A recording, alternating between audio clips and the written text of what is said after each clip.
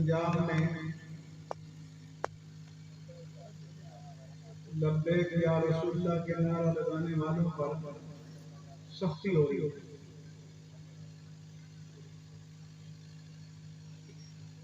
इसलिए मैं इसकी मजम्मत करता हूँ। पंजाब की फौज को मुतनब्बे करता हूँ कि रंजीत सिंह की फौज का किरदार अदा न करे। पंजाब की पुलिस को मुतनब्बे करता हूँ कि अंग्रेजों की पुलिस का किरदार अदा न करे। क्या इस मुल्क में या रसूल अल्लाह का नारा लगाना जुर्म है?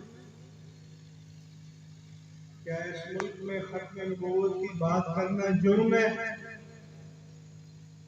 मैंने लिखा भी है कि टीटीपी तहरीक तालिबान पाकिस्तान, जिन्होंने सैकड़ों लोगों को कत्ल किया, मुसल्लह अफवाज के लोगों को शहीद किया, army public house public school Peshawar में 100 से ज्यादा बच्चों को शहीद किया, उनसे मुज़ाकरात हो सकते हैं और या रसूलुल्लाह कहने वालों से मुज़ाकरात नहीं हो सकते।